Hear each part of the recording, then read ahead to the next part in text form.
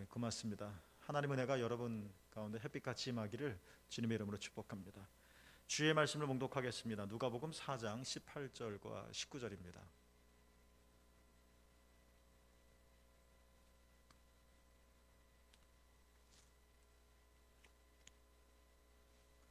누가복음 4장 18절 그리고 19절 말씀입니다. 우리 두 계절인데요. 우리 함께 봉독하겠습니다. 함께 읽겠습니다. 시작. 주의 성령이 내게 임하셨으니 이는 가난한 자에게 복음을 전하게 하시려고 내게 기름을 부으시고 나를 보내사 포로된 자에게 자유를, 눈먼 자에게 다시 보게 함을 전파하며 눌린 자를 자유롭게 하고 주의 은혜의 해를 전파하게 하려 하심이라 하였더라. 아멘. 기도하겠습니다. 하나님, 오늘도 우리가 주님의 말씀을 듣기를 원합니다. 위대한 성인들의 말을 들어도 우리 마음이 따뜻해지고 위로를 받는데 하물며 천지를 창조하신 하나님의 말씀을 우리가 아멘으로 받아들이고 내 마음에 새길 땐 우리 안에서 정말 하늘의 기적들이 일어날 것입니다. 주의 말씀을 듣게 해주시고 주의 말씀을 따라 살 때 우리 삶의 마디마디가 회복되어지는 은총을 경험하게 하여 주시옵소서. 오늘도 주의 말씀을 전하고 듣는 모든 일에 성령께서 일하시기를 소망합니다. 오직 주님만이 영광받아 주시옵소서. 우리 주님 예수 그리스도의 이름으로 간절히 축복하며 기도합니다. 아멘. 오늘도 예배 나오신 여러분 모두를 위해 우리 하나님의 놀라우신 은혜가 함께 하시기를 간절히 축복합니다. 여러분이 자동차를 타고 운전을 하면서 도로를 달려간다고 한번 생각해 봅시다. 그러면 어떤가요? 여러분 눈에 들어왔던, 자동차는 쌩쌩 앞으로 나가니까 여러분 눈에 들어왔던 아름다운 풍경들이 뒤로 쑥쑥 사라지는 경험들을 하게 되어지죠. 와, 저기 아름답다 하고 유심히 바라보려고 하면 어느새 저 뒤쪽으로 가버리고 있습니다. 그렇지만 그것이 전부가 아니죠. 저 멀리 있어서 또렷하게 보이지 않았던 앞에 있던 또 아름다운 광경들이 이제는 다가와서 새롭게 내 눈에 들어오는 경우도 있습니다. 이런 하나의 예처럼 인생을 자동차를 타고 시간을 여행하는 것이다 라고 생각을 할 때, 여러분, 시간이라고 하는 것은 흘러 뒤로 점점 사라져 버리는 것일까요? 아니면 새로운 것이, 미래가 현재로 점점 뚜렷하게 내 앞으로 다가오는 것일까요? 두 가지가 다 맞는 말이겠죠. 앤드류 레스터라고 하는 사람이 이런 말을 했습니다. 시간이 흘러간다고들 말하지만 사실은 미래가 우리를 향해 다가오는 것이다 라고 말입니다. 자동차 안에서 보는 이 풍경, 눈앞에서 사라지는 풍경, 아니면 새롭게 다가오는 아름다운 풍경, 이거야 뭐 놓친들 상관이 없죠. 내 삶에 큰 영향은 없을 겁니다. 다음에 또 다시 보면 되니까 말이죠. 그러나 우리가 인생이라고 하는 자동차를 타고 시간 여행을 했을 때 우리는 사라져버리는 인생의 아름다운 풍경을 애달파하며 슬픔 속에 거하는 것일까? 아니면 아직 분명하게 보이지 않았지만 인생이라는 운전을 할 때 점점 새롭고도 황홀한 미래가 내 앞에 새롭게 펼쳐지는 것을 기대할 수 있는 것인가? 두 가지가 다 맞는 말이겠지만 중요한 것은 우리가 어떤 것을 선택하느냐에 따라서 큰 차이를 경험하게 되어질 것입니다. 우리는 두 가지 경우를 생각할 수 있을 것 같습니다. 이 시간 여행 속에서요. 첫째는 이겁니다. 미래가 과거를 재해석하고 현재의 의미를 부여하는 경우입니다. 그리고 이것은 올바른 태도일 것입니다. 하나님께서 아브라함에게 이런 말씀을 하셨습니다. 창세기 12장 1절에서 하신 말씀인데요. 너는 너의 고향과 친척과 아버지의 집을 떠나 내가 내게 보여줄 땅으로 가라 라고 말씀하셨습니다. 떠나라 하셨습니다. 그리고 가라 라고 말씀하셨습니다. 아브라함 갈대우르에서 잘 살고 있었습니다. 멀쩡한 이 삶을 두고 갑자기 뜬금없이 하나님께서 가라, 떠나라 라고 말씀하셨습니다. 당황스럽기도 하고 도대체 어디로 가라는 것일까 두렵기도 할 것입니다. 그러나 하나님께서 이 말씀만 주신 것이 아니라 연이어 이런 말씀도 하셨죠. 창세기 12장 2절에 보면 너는 복이 될 것이다 라는 말씀도 하셨습니다. 이 하나님의 두 가지 약속은 같이 생각해 봐야 할 것 같습니다. 너는 복이 될 것이다, 미래죠. 이 말씀 안에는 하나님의 약속이 담겨져 있습니다. 내가 떠나서 가면 하나님의 약속이 너는 복이 되어질 것이다 라는 하나님의 약속이 성취되어질 것이다 라고 하는 하나님의 마음이 거기에 내포되어져 있죠. 그리고 성경에 보면 아브라함이 75세였었는데 그때 여호와의 말씀을 따라 라는 성경의 표현처럼 새로운 모험을 시작합니다. 아브라함의 긴 인생 속에 75세라면 아직 젊은 때라고 생각할 수도 있겠지만 어찌됐든 간에 통상적으로 75세, 이제 다 늙어서 내가 뭘 할 수 있을까, 이제 죽음을 준비해야 할지도 모르는, 힘도 다 빠지고 꿈도 없고 미래도 없고 이런 75세에 새로운 모험과 도전을 한다고 하는 것은 정말 어려운 일일 것입니다. 그래도 아브라함은 75세였음에도 불구하고 과감한 도전에 나섭니다. 무모한 것은 아닙니다. 안정적인 삶을 버리고 그는 왜 어떻게 해서 75세에 새로운 출발을 행할 수 있었을까를 생각해 보는 겁니다. 그것은 분명히 미래에 대한 하나님의 약속이 있었기 때문인 것이죠. 너는 복이 될 것이다 라는 하나님의 약속 말입니다. 하나님의 약속을 받고 가나안에 도착했습니다. 아브라함 말입니다. 그렇다고 해서 가나안 삶이 쉽지는 않았습니다. 도착하자마자 흉년이 있었습니다. 애굽으로 피난 가야 했었습니다. 그런데 거기서 애굽 사람들의 사나움 때문에 자기 아내를 누이라고 속일 수밖에 없는 참 황당한 사건을 경험하기도 했습니다. 약속을, 아들을, 후손을 많이 주신다고 약속하셨지만 그러나 정작 현실 속에서는 수십 년 동안 아들 한 명도 없이 참담하게 지내야 하기도 했었습니다. 그리고 많은 전쟁을 치러야 했습니다. 편하게 결코 살지 않았습니다. 그런데도 성경에 보면 하나님이 약속하신 것이 고작 이겁니까 하면서 후회하고 한탄하며 그때 내가 괜히 떠났지 하면서 부르심의 길을 아브라함은 멈추지 않았습니다. 여러분, 아브라함은 도대체 어떤 사람이었을까요? 그 안에 어떤 힘이 있어서 그런 것일까요? 아브라함 이야기가 아니라 오늘 우리들의 얘기로 한번 적용해 보기를 원합니다. 우리 삶의 나이가 진짜 문제일까요? 우리 삶의 학력이 진짜 문제일까요? 물론 나이가 많은 사람은 나이가 젊은 사람 비해서 활동량도 적고 그리고 꿈꾸는 것도 작아질 수밖에 없을 겁니다. 그러나 나이 탓을 우리가 할 수 있을까요?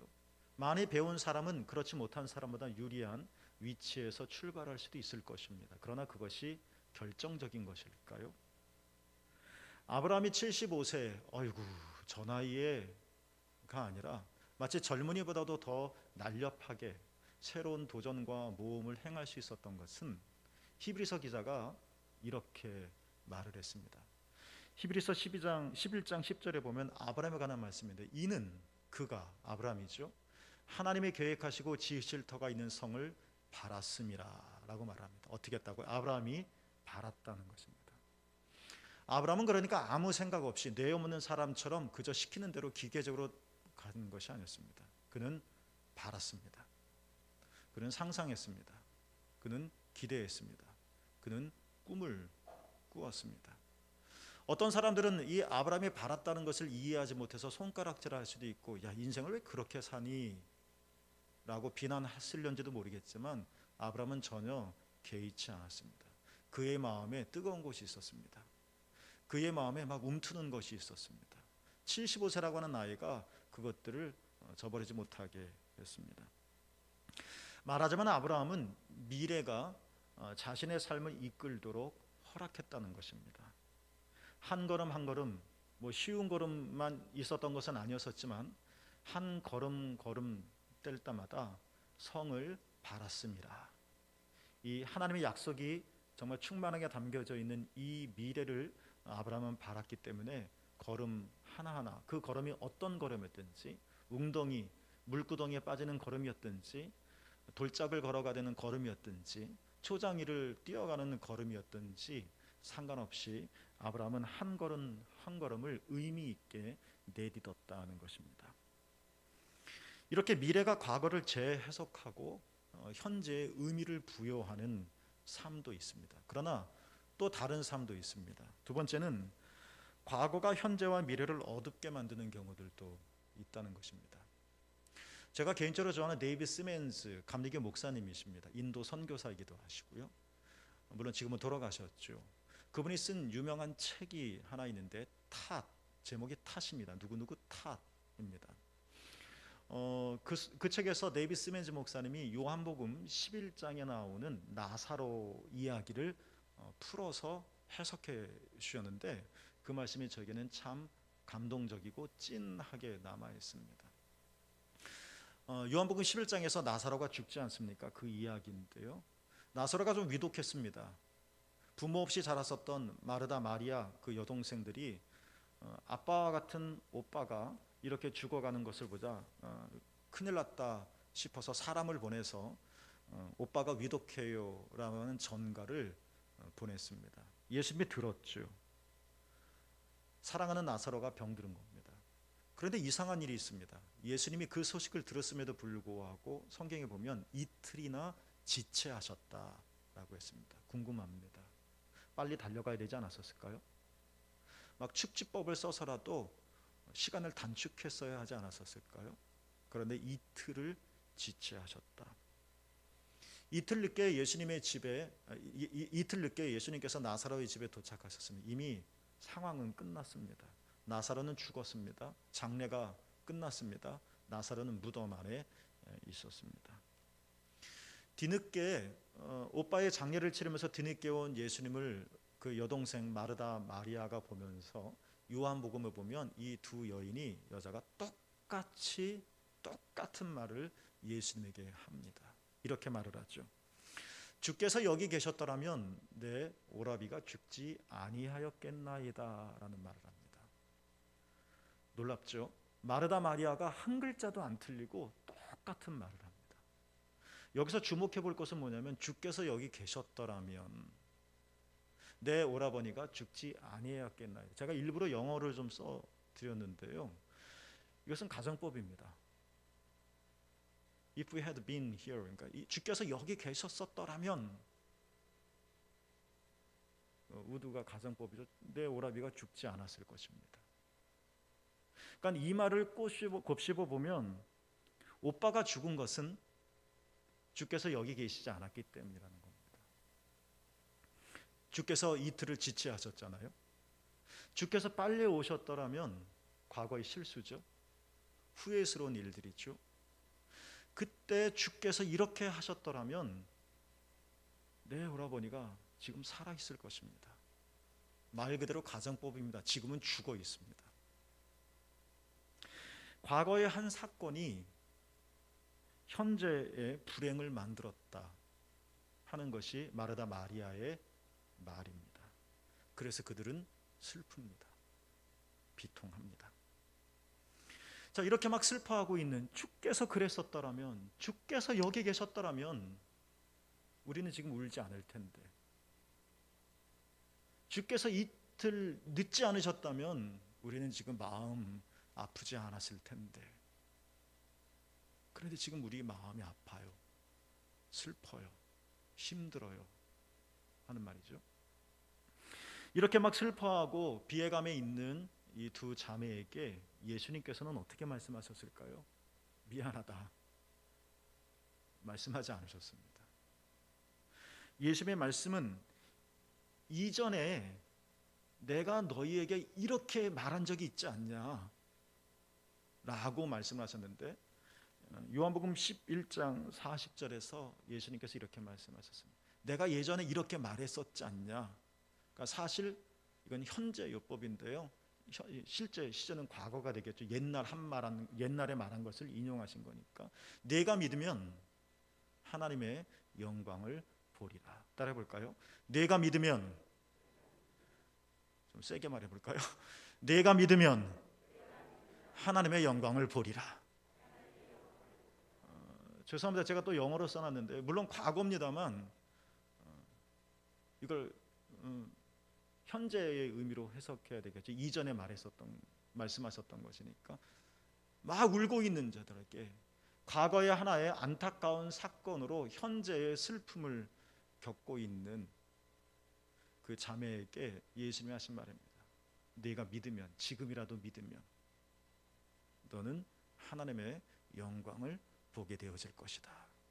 다시 한번 우리 한번 따라해 볼까요? 내가 믿으면 하나님의 영광을 보리라. 현재의 슬픔으로 지금 내가 슬프니까, 현재 내가 당한 일 때문에, 내가 지금 눈물을 흘리는 것 때문에, 내가 처한 이 불행 때문에 과거를 왜 그때 그랬어, 왜 그때 그랬었지 하면서 과거를 비난하는 것이 아니라, 내가 믿으면 하나님의 영광을 보리라 하는 말씀에는, 그래 지금 슬프지, 지금 마음 아프지. 예수님도 우셨다고 그러셨잖아요. 나사로를 보고 예수님도 마음이 아프시죠. 맞아, 슬퍼, 마음이 아프지. 그러나 이런 슬픔 속에서도 내가 믿으면, 우리가 믿음의 눈으로 하나님이 하실 일들을 기대하고 바라본다면 우리는 마침내 하나님의 영광을 보게 되어질 것이다. 여러분, 이게 하늘의 신비입니다. 여러분, 이게 신앙의 법칙입니다. 아마 우리는 무의식적으로 이런 말을 정말 많이 해댈 겁니다. 물론 저도 예외는 없습니다. 그때 그렇게 했었더라면. 후회스러운 거 있죠? 그때 내가 이걸 선택했었더라면. 뭐 그러진 않겠지만 여러분 중에 그때 내가 다른 남자를 만났더라면. 마리아의 얘기합니다. 주께서 여기 계셨더라면, If you had been here, 주께서 여기 계셨더라면. 돌이킬 수 없는 겁니다. 바뀔 수 없는 겁니다. 근데 우리는 마치 죽은 시체를 껴안고 흔들며 살아나라고 외치는 것처럼, 그때 내가 이랬었더라면, 그때 내가 대학에 들어갔더라면, 그때 내가 이걸 공부했었더라면, 그때 내가 서울에 계속 살았었더라면. 물론 우리는 현재가 힘드니까 넉놓아 이렇게 말할 수 있습니다. 그러나 그렇게 생각하고 말한다고 해서 현재가 바뀌는 것은 아닙니다. 주께서 여기 계셨더라면, 그런다고 해서 나사로가 살아나는 것은 아닙니다. 주께서 일찍 오셨더라면, 그렇다고 해서 나사로가 무덤 문을 열고 나오는 것은 아닙니다. 상황은 더욱더 어려워질 뿐입니다. 눈물은 더 많아질 뿐입니다. 마음은 더 패일 뿐입니다.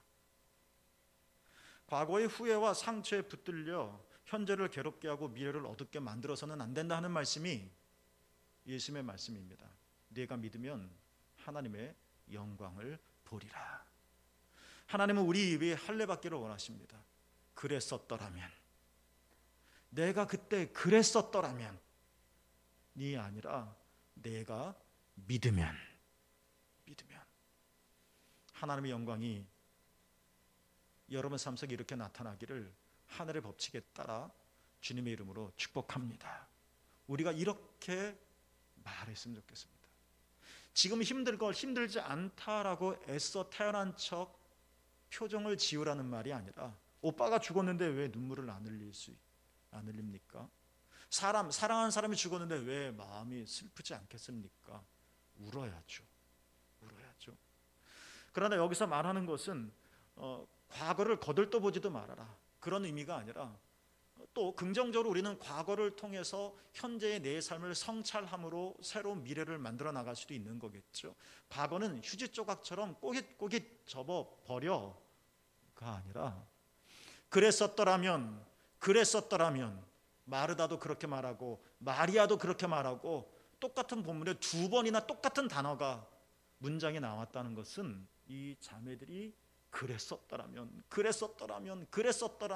하면서 이 과거에 깊이 묶여 있다는 것을 문학적으로 보여주는 것은 아닐까요, 여러분? 주님은 여러분을 부르셨습니다. 그리고 주님은 여러분을 사랑하십니다. 그 옛날 하나님께서 아브라함을 부르셨듯이 주님은 우리를 지금도 붙들고 계십니다. 아브라함이 가나안에 도착해서도 이런 일 저런 일에 채이듯이, 우리도 그리스도인이 되는 이후에도 이런 일 저런 일로 채이기도 할 것입니다. 그러나 우리는 지금 현재의 아픔을 과거로 해석하면서 그때 그랬었더라며 하며 탓하는 것이 아니라, 내가 그때 이 사람만 아니었더라면, 내가 그때 그 일만 경험하지 않았더라면, 그렇게 사람이나 사건을 탓하는 게 아니라, 맞는 말이지만 네가 믿으면 아브라함에게 약속하신 것처럼 너는 복이 될 것이다. 여러분이, 우리가 그런 분들이 되어지기를 정말 원합니다. 구약의 예언자들은 희망을 주는 사람들입니다. 이스라엘 백성들이 하나님의 말씀을 대언하는 예언자의 말을 들을 땐 사실 아팠습니다. 전곡을 찔렀기 때문에, 그들의 죄를 낱낱이 파헤쳤기 때문에, 그리고 두려웠습니다. 하나님의 심판을 말했기 때문에. 그래서 듣기 싫었습니다. 정말 수많은 사람들이 예언자들을, 수많은 왕들이 예언자들을 처단하려고 했습니다. 귀에 거슬리니까. 이렇게 예언자는 무섭게 다가왔습니다. 그러나 예언자란 이렇게 우리를 힘들게 하고 마음을 짓누르게 하고 무시무시한 심판을 말하는 사람이 예언자가 아닙니다. 예언자는 사실 우리에게 희망을 주는 자들입니다. 예를 들어, 우리는 예레미야가 이제 곧 이스라엘이 바벨론에 의해 멸망당할 것이고 70년 포로 생활을 하게 될 것이다 라는 예언을 한 사람으로 우리는 알고 있습니다. 맞습니다. 예레미야는 그런 예언을 했습니다. 바벨론이 너희를 공격할 것이다. 예루살렘 성이 무너질 것이다. 예루살렘 성전도 돌 위에 돌 하나 남지 않고 폭삭 가라앉을 것이다. 너희들은 다 바벨론 포로자가 되어질 것이다. 너희들은 70년 동안 바벨론에서 울며 불며 살 것이다. 이런 말도 안 되는, 도저히 받아들일 수 없는 예언을 예레미야는 실제로 했습니다. 그런데 여러분, 그 말만 했을까요? 우리가 정직하고도 찬찬히 예레미야서를 읽어보십시오. 그 말이 전부였을까요? 아닙니다. 실제로 예레미야가 전해주려고 했었던 핵심 예언은 뭐냐면, 70년 후에 하나님께서 너희를 회복시키실 것이다. 이거였습니다. 근데 우리는 멸망할 것이고 70년 동안 비참하게 살 거다라는 말만 귀에 크게 들어와서 예레미야가 죽을 고비를 수없이 넘겼습니다. 저런 거짓 선지자라니, 민족이 망한다고.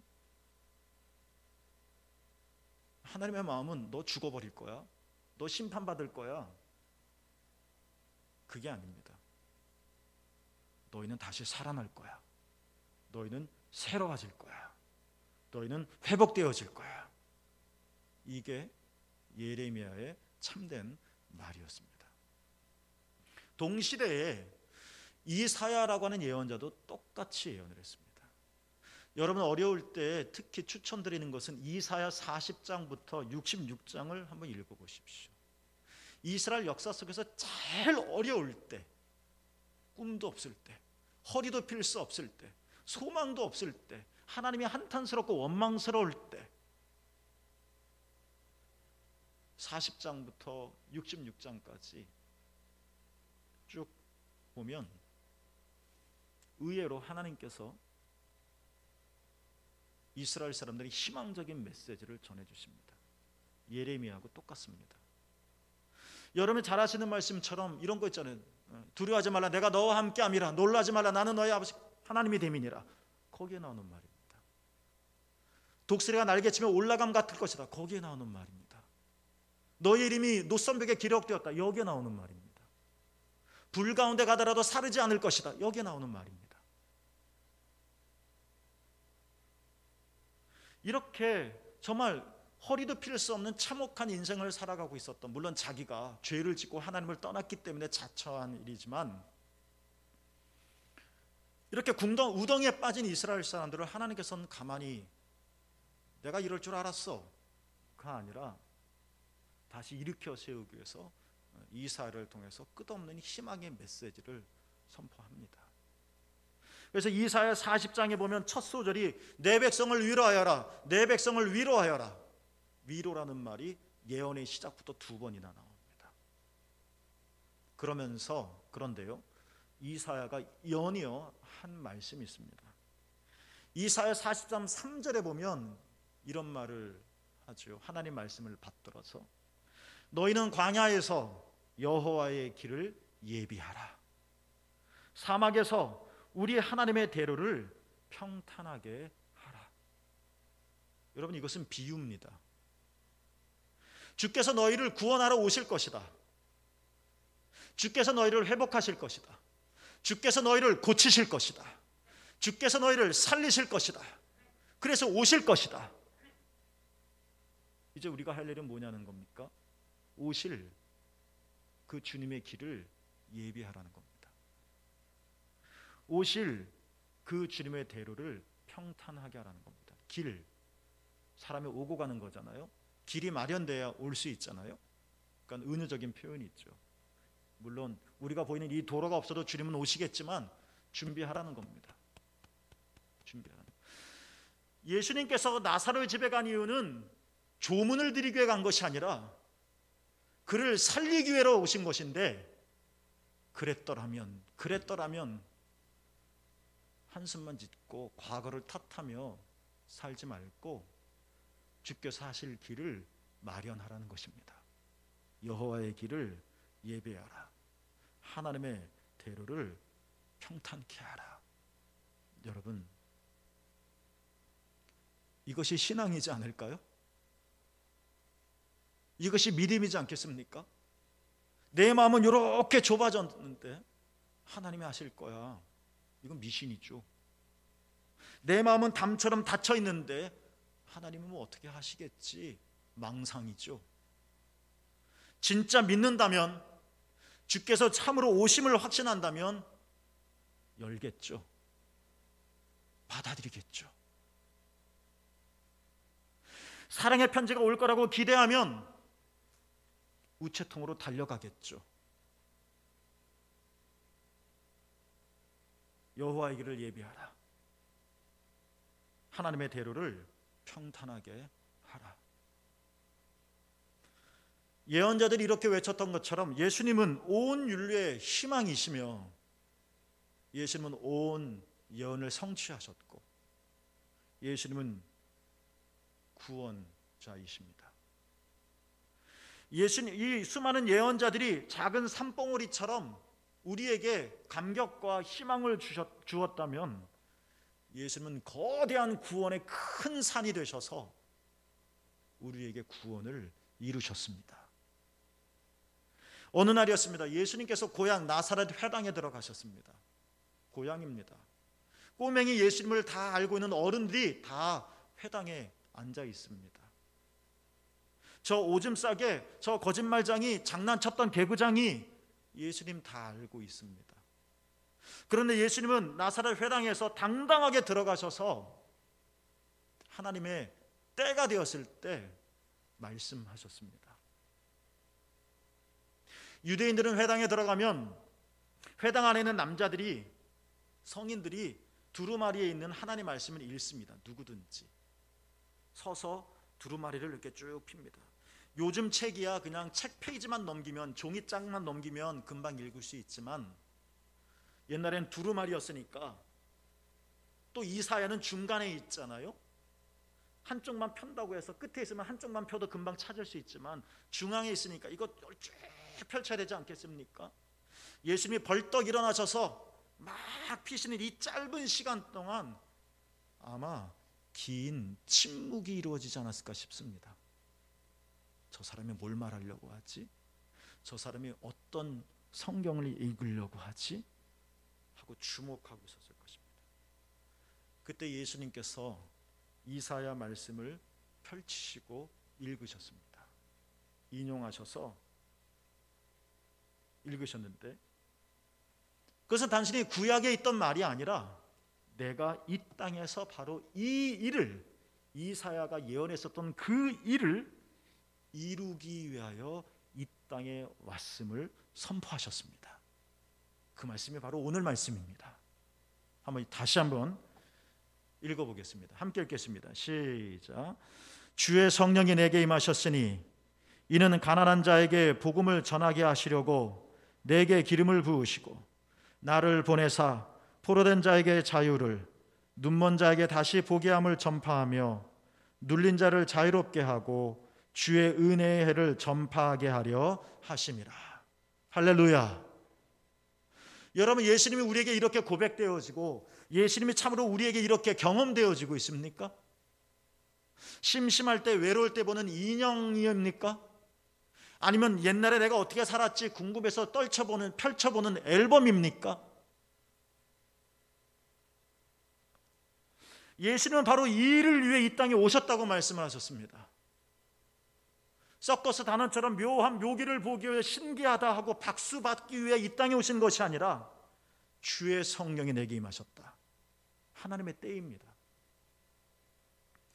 이는 주의 성령이 내게 임하신 것은 가난한 자에게 복음을 전파하게 하시려고 주의 성령이 내게 임했다. 내게 기름을 부어주셨다. 이러므로 나는, 하나님께서 나를 보내셨으니 나는 포로된 자에게 자유를 줄 것이고 눈먼 자를 다시 보게 할 것이고 눌린 자를 자유롭게 할 것이고 주의 은혜의 해를 전파하러 왔다. 내가 믿으면 하나님의 영광을 보리라. 강림샘물교 여러분, 예수님이 오셨습니다. 조금 있으면 성탄절입니다. 예수님이 12월 25일에 오신 것은 아닙니다. 우린 그날을 기념하는 겁니다. 그리고 예수님은 2000년 전에 오셨습니다. 성탄절날 오시는 것은 아닙니다. 그러나 우리가 매일 예수님의 성탄절을 기리면서 이사야 예언처럼 주의 오실 길을 예비하고 이 세상의 힘듦에 쭈그러들고 움츠려들고 아파하고 슬퍼하고 내 삶을 활짝 펴서 하나님의 대로를 평탄하게 하고 주님이 오셔서, 주님이 이 땅에 오시고 주님이 이 도시에 오시고 주님이 여러분 가정에 오시고 주님이 여러분 한 사람 한 사람 가운데 오셔서 복음을 전하시고 포로된 자에게 자유를 주시고 눈먼 자를 다시 보게 하시고 눌린 자를 자유롭게 하시고 우리의 삶이 주의 은혜의 해가 되게 하시고 그날을 우리는 기다리는 겁니다. 샘물교 여러분, 우리가 해야 할 일이 있습니다. 주님이 오실 길을 마련하는 것입니다. 아니, 이미 예수님은 여러분 안에 계십니다. 예수님이 은혜의 해를 여러분 삶 속에 이루실 것입니다. 예수님이 일하실 수 있도록 우리는 그분의 길을 마련해야 할 것입니다. 주께서 여기 계셨더라면 하고 찌질이 눈물만 흘리는 것이 아니라 내가 믿으면 하나님의 영광을 볼 것이다. 이 믿음으로 주를 우러를 수 있기를 바랍니다. 어려운 시절에 열심히 믿음으로 살아온 여러분 한 분 한 분들을 진심으로 축복합니다. 주님이 여러분 안에 더 위대한 일을 행하실 것입니다. 그분이 오심을 환영하시고 그분을 갈망하시고 그분을 기다립시다. 그분과 함께 주의 은혜의 해를 살아가시기를 예수님의 이름으로 축복합니다. 기도하겠습니다. 하나님, 주의 은혜의 해가 예수님과 더불어 우리의 삶에 이루어질 것입니다. 하나님, 우리로 주의 길을 예비하게 하여 주시고 우리로 하나님의 대로를 평탄하게 하옵시고 내가 믿으면 하나님의 영광을 보리라. 우리의 삶의 실제가 되게 하여 주시옵소서. 예수님의 이름으로 간절히 축복하며 기도하옵나이다. 아멘.